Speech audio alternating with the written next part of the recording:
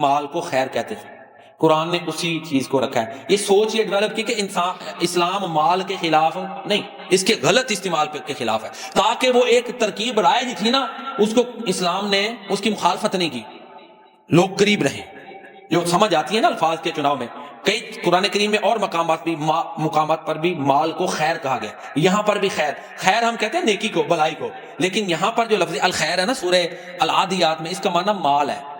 تو قرآن نے وہی لفظ جو عرب اس وقت استعمال کرتے تھے مال کے لیے، اسے استعمال کیا۔ وَإِنَّهُ لِحُبِّ الْخَيْرِ لَشَدِيدٌ، مال خیر ہے، لیکن جب اس کی محبت انسان کو چندھیا دے، اس کی محبت ساری محبتوں پہ غالب آ جائے، پھر یہ تباہ ہونا ہے، پھر یہ انسان کو انسان نہیں رہنے دیتا۔ انسان جب مال کی محبت بہت زیادہ بڑھ جائے گی تو اللہ اور اس کے رسول کی محبت پیچھے چلی جائے گی۔ مال کی محبت جب انسان کو چندھیا دے، پھر اسے کچھ نظر نہیں آتا۔ جیسے ایک آدمی کو زیادہ لائٹ پڑے ہاں تو کچھ نظر نہیں آتا، ایسے ہی پھر مال کی محبت جو ہے آخرت کو دھندلا کر دیتی ہے، اللہ اور اس کے رسول کی محبت کو دھندلا کر دیتی ہے، رشتوں کی محبت کو دھندلا کر دیتی ہے۔ مال زیادہ دنیا میں تو رونق لے آئے گا، چہل پہل لے آئے گا، تاریک محلات کو روشن کر دے گا، لیکن قبر کی تاریکیوں کو اس وقت تک روشن نہیں کرے گا جب تک اس کا درست استعمال نہ کیا جائے گا۔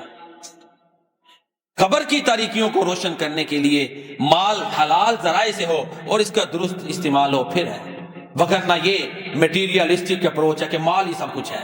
اور آج آپ دیکھ لیں ہماری جو لائف سٹائل ہے، اس میں ہم نے جو مصنوعی زندگی بنائی ہے، اس میں تو ظاہر ہے جو ہمارے ورتھ اور عزت کے پیمانے یہی ہیں۔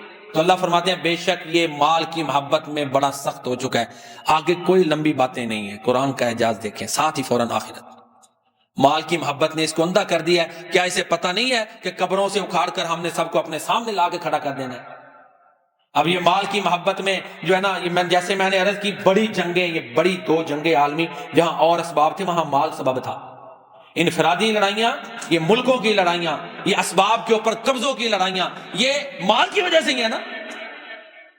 تو اللہ فرماتے ہیں مال کی محبت انہیں آخرت بلا دیتی ہے، مال کی محبت ان کو اس قدر اندھا کر دیتی ہے کہ یہ بھول جاتے ہیں کہ ایک دن اللہ نے ان کو قبروں سے اکھاڑ کے اپنے سامنے لا کے کھڑا کر دینا ہے۔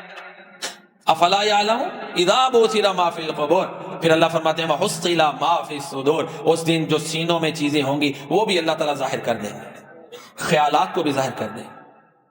ان ربہم بہم یومئذ لخبیر، کیونکہ ان کے رب کو ان کی اچھی طرح خبر ہے، ان کے دل و دماغ خیالات میں کیا چلتا ہے، انسانوں کے دلوں میں دماغوں میں اللہ کو پتہ ہے، وہ سامنے لے آئے گا۔ پھر سامنے جب ہوگا تو پھر سورہ، آپ ربط دیکھیں سورہ عادیات کا اور آگے سورہ قاریہ ہے، ان کا ربط دیکھیں، تسلسل دیکھیں۔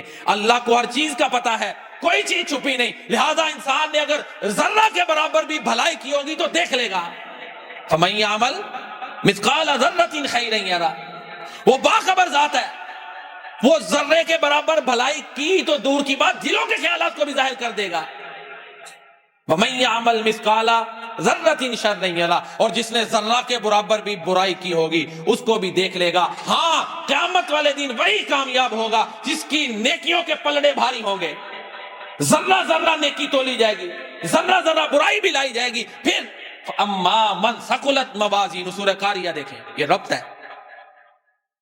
جن کے نیکیوں کے ترازو پلڑے بھاری ہو گئے، فَهُوَ فِي عِيشَةٍ رَاضِيَةٍ، وہ خوش کن پسندیدہ زندگی میں ہوں گے۔ لیکن جن کے نیکیوں کے پلڑے ہلکے ہو گئے، اللہ فرماتے ہیں ان کا ٹھکانہ جہنم ہے۔ یہ حقیقتیں جاننے کے باوجود، یہ سب کچھ پتا ہے کہ ذرہ بھلائی بھی ظاہر ہوگی، برائی بھی، پھر بھی اللہ فرماتے ہیں انسان کو کثرت کی چاہت نے غافل کر دیا۔ الہاکم التکاثر، قرآن کا جو اسلوب ہے نا، وہ اسلوب موجز ہے۔ یہ اس سے اگلی پھر سائیکی کے اوپر بات کر دی، اس کی نفسیات پہ سورۃ تکاثر میں، کہ اتنا کچھ واضح ہو گیا ہے کہ کوئی راز بھی چھپنا نہیں، ذرہ کے برابر بھلائی بھی آ جانی ہے، برائی بھی آ جانی ہے۔ کامیاب وہ ہوں گے جن کی نیکیوں کے پلے بھاری ہوں گے۔ چاہیے تو یہ کہ انسان نیکیوں کی طرف لگ جائے۔ اللہ فرماتے ہیں پھر مال کی کثرت اس کو بہکا دیتی ہے۔ اللہ تعالیٰ کی بارگاہ میں دعا ہے کہ اللہ تعالیٰ ہمیں اپنی رضا کے لیے دنیا اور آخرت میں نیک اعمال کرنے کی توفیق عطا فرمائے، آمین۔ اور ہمیں دنیا اور آخرت میں حسنہ، خیر اور بھلائیاں عطا فرمائے، ہمیں ہر قسم کے فتنے سے بچائے۔ جو میں نے بیان کیا آپ نے سنا، اللہ تعالیٰ اپنی بارگاہ میں قبول فرمائے۔